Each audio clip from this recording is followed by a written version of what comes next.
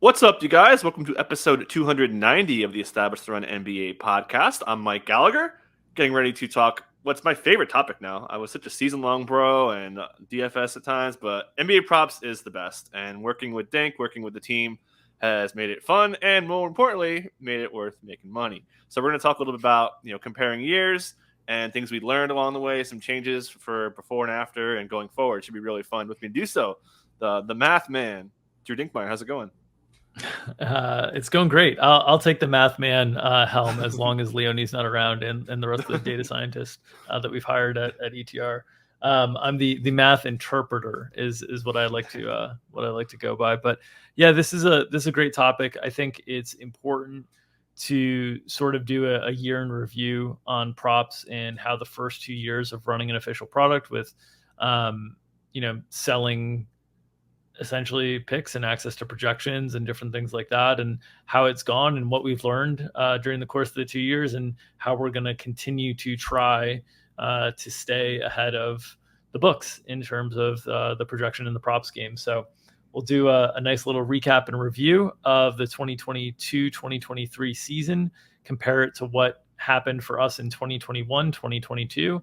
I think you'll see some striking similarities between the two seasons. And then we'll talk about some of the differences and also some of the plans we have to potentially improve and continue to try to stay ahead of the books moving forward. It should be fun. And if you're listening on the pod feed, we're going to be on YouTube, and I made some cool graphs going full middle school crafts mode and leading the project here. So yeah, let's hop into it here. And yeah, just talk about how we did by month. We're always there's ups and downs in gambling. Any gambler knows that. But yeah, let's just go over how we did kind of overall comparing year to year, and then some month to month stuff that we learned along the way. Yeah. So overall in 2021, 2022, we got off 1,246 recommended bets that we recommended. In 2022, 2023, so this past year, we got off 1,155 bets. So we had just about 100 fewer bets, a little bit less than that from this season. We'll talk a little bit more about why that was the case, but the numbers are strikingly similar. So our hit rate in 2021, 2022 was 60.27% of the bets that we gave out won. In 2022, 2023, it was 60.61%. So basically right on, which to me really highlights how kind of dialed in our process is. And you can see these same sort of similarities carrying over to the return on investment, the ROI calculation. So essentially, every bet that we would place during the course of 2021, 2022 had a 14.01% ROI if you look at all the bets in totality. So just over 14%. In 2022, 2023, we were at 13.9%. So basically right around that 14% mark. Once again, I think that highlights that our process is really dialed in and really mathematical. All the similarities on these things, we know that we're aiming to hit about 60% of the props. People will say, oh, if you're hitting 60%, why aren't you betting more volume? Because you have margin for error. Well, one of the reasons we try to create margin for error is because we know the official record keeping that we're doing is right when we're releasing the line.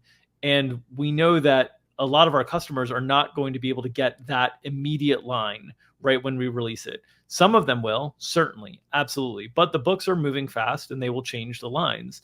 And so some of our customers may get a slightly worse line. And as a result, we try to leave a little bit more room on the bets that we do recommend. If we were really trying to squeeze volume and squeeze our ROI and bet all of these things ourselves without releasing them to a subscriber base, we would probably be pushing our EV thresholds down a little bit and looking to get a lower ROI percentage, but more volume.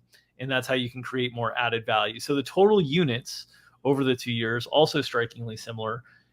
As you would expect, because we had higher volume in year one, we did over 203 units in year one. In year two, we did 187.7 units on a little bit lesser volume. But as you can see by the ROI numbers, by the hit rate numbers, that's strictly attributed to volume, the difference in those basically 16 units.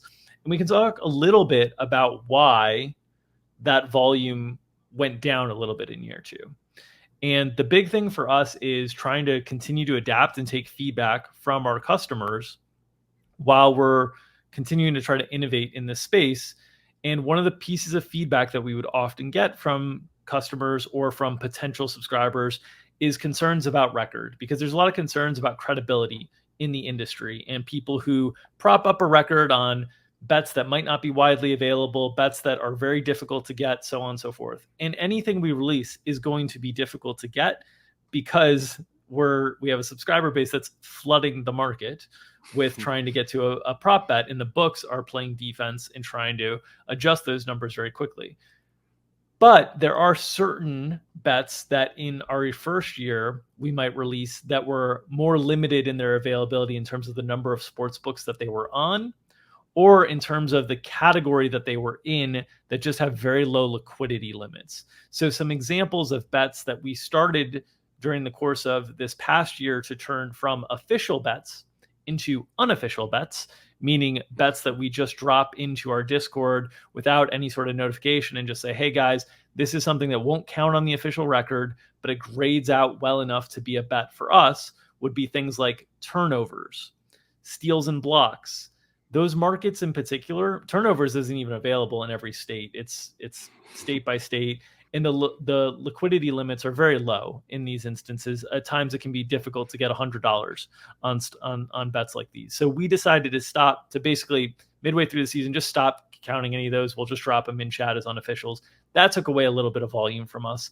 The other thing is we made a really stringent effort, especially in the last few months of the season, to make sure that anything we were releasing was available across, 3-4 books as much as we could. Now it's difficult because some of the books do their own pricing. FanDuel in particular does all of their own pricing. So their offering will look different than the market oftentimes. And sometimes we'll have something that's a bet on FanDuel, but not necessarily a bet on the rest of the market. Sometimes we drop those as unofficial. Sometimes we drop them as officials if we thought there was enough liquidity and those types of things. But all of these decisions that we made to try to get more of widely available bets were to try to make the record a little bit more representative of what customers could go out and get. Now, if you are a subscriber to our product, you're not going to get every bet. It's very, very difficult to get every bet just because we're giving a few moments notice before we're sending the bet. You might not be around. You have to be kind of logged into books and ready to go. It's one of the challenges of the props game. But we wanted to try to do the things to meet the customer critiques that we had gotten that, hey, some people might look at this as like you're propping up a record by betting stuff that isn't super liquid, isn't super available. We wanted to make sure that we removed some of those concerns. And so that does impact our overall volume a little bit. Yeah, I thought that was pretty good for the experience. Personally, it made it more fun, and people would kind of tie it to whoever dropped it officially, Chris Lafagis and myself and whoever, and some other stuff going on. But yeah, I thought that was really good to make sure everyone got it. And we'll talk more about category specific stuff in a second. But, just comparing year by year, did you want to kind of go over what we changed from, just from a staff versus other process stuff that you had mentioned? Yeah. So a couple things that, we implemented in changes from year 1 to year 2. I talked about the added emphasis on liquidity, uniformity, and bet releases. And thus that led to more unofficial bets. So we still released these bets. They just weren't on the official record is essentially the way that I'm describing the customer experience for year 2.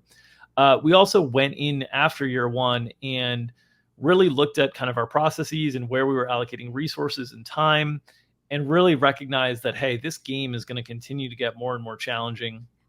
We're competing against the smartest people in the world trying to set these lines. We're going to need to dedicate more resources. So we added 3 new team members. Last year in the offseason, we had no departures from the staff. So we were building in guys who had been on the team a couple years, added in 3 new members that were in their first season. They were kind of on the learning path during the course of the season and getting more and more comfortable as the season went on. And then we also did one thing that I know a lot of the loyal podcast listeners are going to be disappointed in hearing, but it was something that from a business standpoint and for things that can generate our business revenues and fill out our customers' needs, our paying customers' needs, Mike, we shifted a little bit more of your time from the 3-ball podcast that we had been doing the year before into props monitoring and props firing, essentially, and getting bets off. And so look, there's only one Mike Gallagher. There's only so many hours in the day to be able to take advantage of Mike's brain and his basketball his basketball Go to genius. acumen. So we needed to allocate some of those resources a little bit more on the prop side of things. And I know we get a lot of feedback from loyal listeners that love that three ball. And Yeah. I know both you and I, we would love to be able to meet every customer's demands in terms of what they're looking for. But that was one of the things that was really important to beef up the props product, a product that, has become a big growing part of our business. Yeah, it was great to have. We had such a good like a cadence for how everyone's getting props out. And I feel like we left. We covered most of them, and despite only being one man, I think that was definitely a smart move, despite the disdain from a lot of people. Like, oh man, every once in a while, it's like, hey, where's three balls? Like, we gotta make some money here, guys. So yeah, so let's shift to categories, and this is also kind of tying to the liquidity thing that you had mentioned. Let's pull up this super cool graph here. So this is, if you're watching on YouTube, this is ROI by prop type. So you can see the points, rebounds, assists, points, and all that stuff. So go ahead and break down what we learned about the prop type. Yeah, and so for prop types, it's very interesting. Our most successful category on a unit basis in both year one and year two was points, and that's largely a function of that's a market that's very liquid. It's a market that we're able to bet more frequently. A higher percentage of our bets come from the points market. We were up 49.7 units in year one off of the points market, and we're up 77.6 units in year two in the props market. And by ROI, you can see these two, we're trending in the mid-teens essentially in both years. So what's the difference? The difference is in volume. And as I mentioned, as we shifted a little bit more of a focus towards liquidity, one of the results was, hey, a bigger percentage of our bets started to become points bets, because those are markets that are a little bit more liquid across multiple books and a little bit more consistent. So we ended up placing a higher percentage of points bets. They were our most profitable in 2022, 2023, a 17.99% ROI in 2022, 2023. Year two. In year one, it was a 13.8% ROI. So you can see a little bit of variance in these, and you'll see some of the big variance along like points and rebounds, PR as a stat category, which I thought was really interesting. Mm-hmm. In this last year, it was actually our least successful category. So we had a 3.68% ROI in points and rebounds, well below our customary 14% ROI. But interestingly enough, our points ROI was about 18%, and our rebounds ROI was about 16.8%. So somehow we were dialed in really well on points and rebounds, but not points plus rebounds, which seems like a small sample anomaly. In addition, it was actually one of our most profitable categories in 2021, 2022. We had a 28% ROI on points and rebounds in year one. It dropped all the way down to 3% last year. So a little bit of an anomaly, it looks like, based on some of the other indicators. But you can see, on the YouTube feed, you can see here the difference between some of the categories and how we went about this year. Largely, most of the categories in terms of ROI, most of them hovering in those teens, right around the level that our overall bets rein in at, which for us is a really good indicator. It shows that not only are our EV calculations dialed in really well, but they're dialed in well across categories. And there's going to be category variance just in terms of sample sizes and stuff. You can see on the chart in 2021, 2022, we had over a 60% ROI on points plus assist bets. We only made 7 points plus assist bets. That was actually another small upgrade that we made in terms of we were pulling in more lines last year than we did in year one. We weren't pulling in points and assist lines into our EV distribution tools. We updated and added more categories, and thus got more bets off in those categories in year two. For sure. So let's shift to volume. I think this is probably a clear indication on how our process goes. And you could see the PRA and the points especially, just a massive boost in win type on the money one. This is so total, so touching pretty close to 8. That's a huge, almost 40% of the money one. But yeah, go ahead and go over why we were so heavy on point stuff. Yeah, once again, this comes down to liquidity and availability. Points in PRA, points plus rebounds plus assists, are the most uniform offerings across sports books. There's the most consistency. There's usually pretty strong agreement in the market in terms of what those lines should be. And thus, by releasing a higher percentage of those bets over time, we were giving our customers a better shot at liquidity in getting those types of bets. So it just results in a higher percentage of kind of the money won in those bets. You can see in 2021, 2022, we had a little bit of a more spread out approach. And that's largely because we were a little bit less focused on availability and liquidity. And we were a little bit more focused on just churning out the most EV props possible. In year 2, we tried to combine the combination of liquidity, availability with EV, and that leads to a little bit more of a heavier tilt towards points in PRA. Yeah, we definitely took more points, even though the EV was a little bit lower, because you can get, for FanDuel, for instance, you can get 3 times the bet in some instance, sometimes even 4, depending on the time of day. So I thought that was really good, and I thought that really helped the customer experience. You could see that, as you mentioned, the 3-pointers just completely went away. That's one of my most fun bet stats to bet, but it's not a moneymaker compared to some of the other ones. And the liquidity is actually pretty good on that, but the variance is just so high on guys making 3-pointers. There's a lot of variance in some of these stats that have a little bit more variance. Honestly, I think we'll get to future improvements that we intend to be able to make, but I think some of those stats will be able to continue to improve our current projections process on. There, I'm not going to go into too many details about where I think we can make the improvements, but I'll just say those secondary categories, I think with the additional staff that we've brought on, I think we'll be able to hone in on a little bit more frequently. They may not be official bets all the time with some of these secondary categories, especially the defensive statistics ones like steals and blocks, or stocks as they call them if you combine them. But the 3-pointers, as you mentioned, when there is enough liquidity, that is something that I would honestly expect our volume to tick up, if not this coming year, the following years for sure. And we could see just rebounds kind of going up. That's a little bit of liquidity. Assists coming way down, which when we pick assists, I feel pretty confident about when we take assists. Sometimes I'm wrong and right, but there's enough kind of context of the game, other statistics that were out there. But seeing that kind of come down is a little bit surprising, because I do really like to take assist bets. Anything else you want to add before we kind of talk big picture-y stuff on the charts? Just to note, our assist ROI last year, 12%. The year before, we were at 15%. So our ROI came down a little bit as well. Yep. I think the markets are tightening up a little bit there, but something to keep an eye on. Let's just, before we get into some of the big picture stuff, let's go back to that very first slide that you had showing the month-over-month stuff, because I do want to talk through a little bit of the consistency. And we talked about the consistency in terms of the results year over year, but I think it's really interesting to talk through the results month over month as well. So in months that we had at least 85 bets, there are 14 of those months over the last 2 years that we got off at least 85 bets. 14 out of 14 months, we had a positive ROI.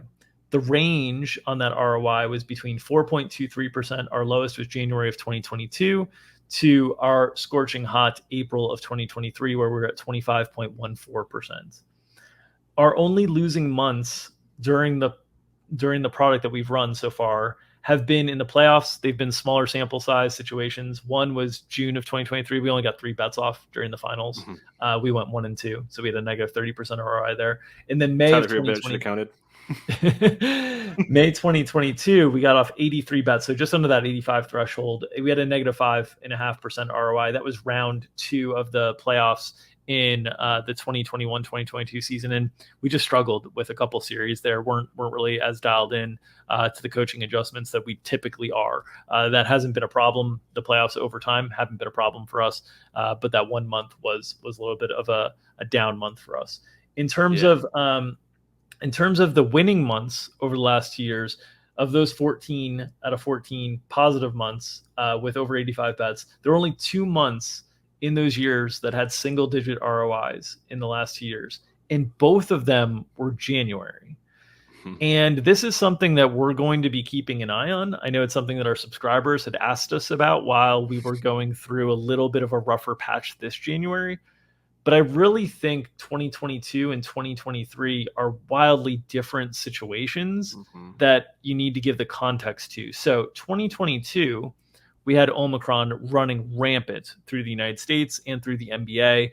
And the result was situations that we have never seen in terms of projections where entire teams were basically sidelined due to the COVID policies in the NBA.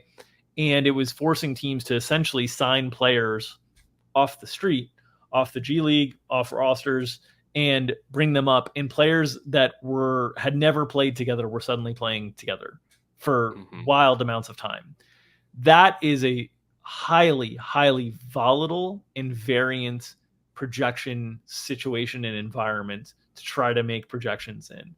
Not only is the news coming in a time that you don't have a lot of time to adjust and analyze, but you don't even know what to adjust or analyze because the samples are so small of these players playing at an NBA level. And so that situation, and the two of us can attest to it, that felt very unstable and very uncomfortable. Mm-hmm. And I understand why our performance, I think, suffered a little bit there. This past year, there was nothing of the sort, but we had a similarly down ROI on a month basis. It was about 5% ROI. So, down from the standard of like 13 to 14% that we've set. Still positive. People were still able to make money if they were able to get the majority of the bets. Maybe it was break even. Maybe it was, very slight, but they were able to hold their own. And then we recollected ourselves back in February and March. And it's something that I don't have a great answer for right away in terms of why January. If it happens again in 2023, 2024, I'm going to start investigating some of the hypotheses that I have in mind, but I haven't tested them. So I don't want to go too far. It could have to do with a certain time of the season relative where you're like deep enough into the season that things are relatively stable, but close enough to the incoming All-Star break that players might be hitting a little bit of the dog days. It might be that is the prime of flu season just generally. So even if we don't have Omicron running rampant, we have flu season running rampant. We don't know how healthy players are. It could be things like that, but these are just hypotheses. And basically throwing out 2022 because of Omicron, it being so unique and so different. I think 2023 right now, just maybe an outlier. But if this continues, if January continue to be a little bit of a slog for us, it's something that we'll certainly look to reevaluate and potentially incorporate changes into our process. Yeah, I just remember we missed minutes a decent bit. Like, I don't know how it happened, but things just ran really bad. We had a couple really bad hooks. But kind of in the same vein though, April and kind of around trade deadline, April we just smash. And by kind of the same, idea where like you don't really know as much on how the rotation is going to go, but I mean we were just all over it, and like we would just be so successful in predicting who's going to play a bunch of minutes, who's going to get cut down.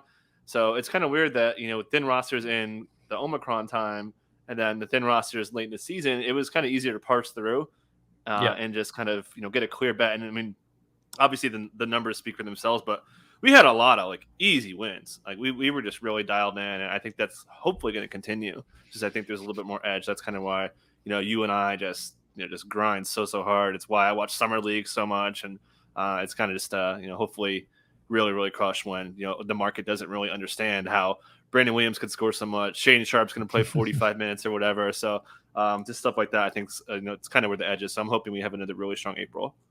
Yeah. And I think one of the things that it could be the differences between, what we've done in April versus what we've done in, say, January could simply be in April, these situations are a little bit more well-known in advance. So April, the last 2 years, for example, last year, year one, we had a 21.68% ROI. Year two, 25.14% ROI. But those situations, they're a little bit more out in the open and well known. Maybe during the course of, certainly was the case during Omicron, maybe during the course of January flu season, there's these late illness adds to the injury report that we're scrambling to adjust projections and maybe not having as much time to digest things in terms of being able to vet and appropriately get out props. Yeah, and should mention too, December of last year, 2022-23, we did pretty good where we kind of trended down and had, one of our worst months um, in Omicron. And we saw like around, I want to say December 10th ish. That's when the avalanche was coming. It's Yep. like, oh man, the Nets have to bring Kyrie Irving back or whatever, that they have to sign. Yep. We were waiting for the Magic. Are they going to have 3 or 4 guys that kind of all started in December and just really snowballed, sticking with the winter theme in January for just a really brutal month. Yep. All right, let's transition to big picture enhancements and how we're thinking about things in the future. So, as always, we have to continue to stay ahead. Last year, we made additions to the team to try to stay ahead. This year, Establish the Run has added 2 data scientists to our team. They're going to continue to evaluate and improve our projections in our expected value distribution modeling, as well as honing in just different stat categories. As I alluded to before, some of these stat categories that have a little bit more variance to them, I think we can do a little bit better job of the EV distribution modeling. I think we can also do a little bit better job at honing in on those projections a little bit more, making our projections a little bit more dynamic. Right now, there's a lot of manual work that goes into our projections. These are all things that the data scientists are going to do. They're working on a lot of football related stuff as well to improve our projections and our process there, and incorporating simulations and different things like that to help give us more reference points for our expected value distribution modeling.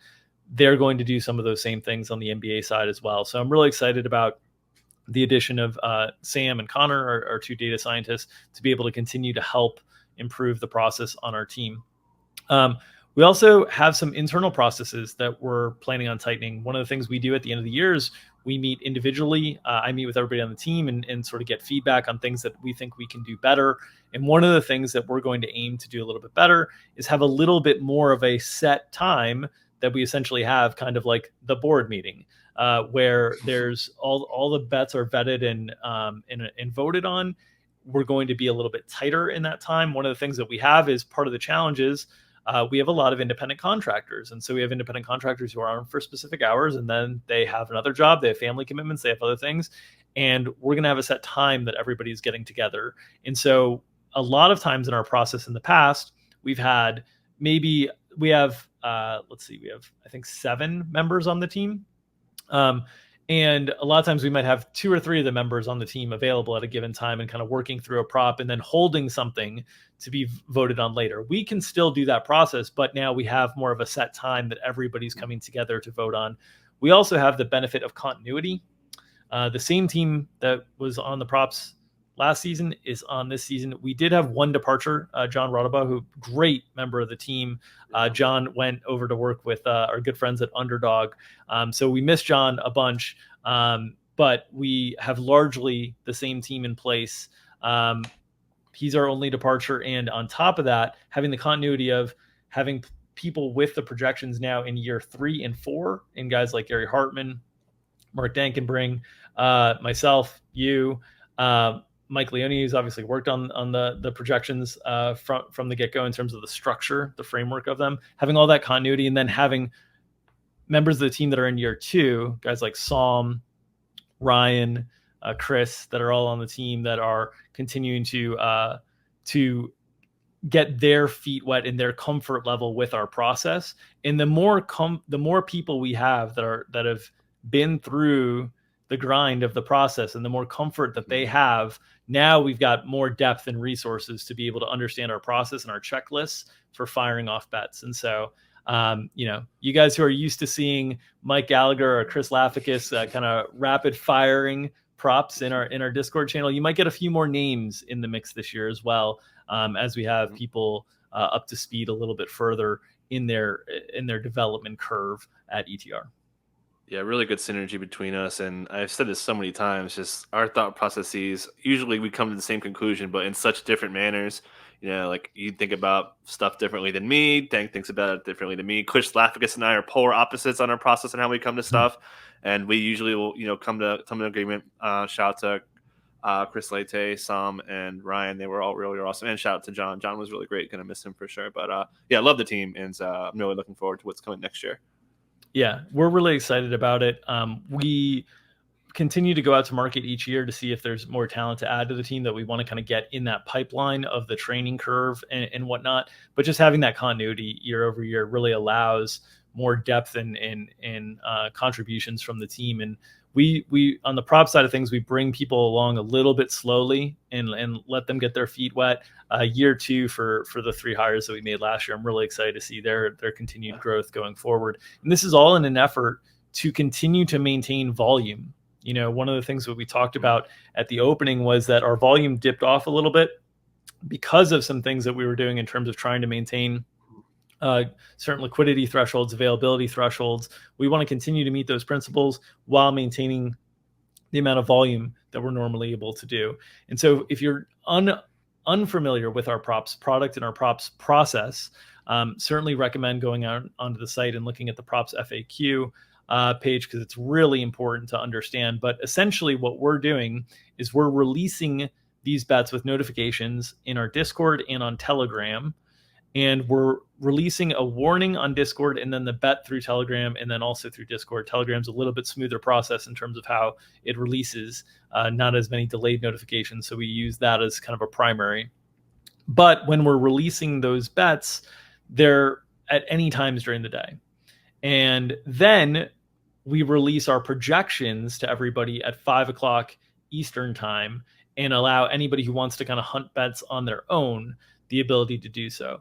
And that has been a good mix for people in terms of the customer use, because some customers are wanting to just look at our projections, compare to them to market, and bet stuff on their own, right? Some customers are wanting us to just give them recommendations, what we think is good enough to bet, so that they can go out and bet it and not have to be hunting for their own fish. So it's a kind of a middle ground that we've met to try to meet both types of customers in terms of satisfying the demand for the product, because we've got all types of different people, from professional bettors to casual bettors, that are trying to use the product. But it's really important to check out that FAQ. It'll give you a lot more information in understanding. And our props packages have been weekly packages. We've done that weekly recurring. We have not offered season-long packages and whatnot, because we know that this is not for everybody in terms of the props package, and we would not want anybody to purchase something for a year just because they trust us and then find out that the experience is not for them in terms of their ability to get the bets. So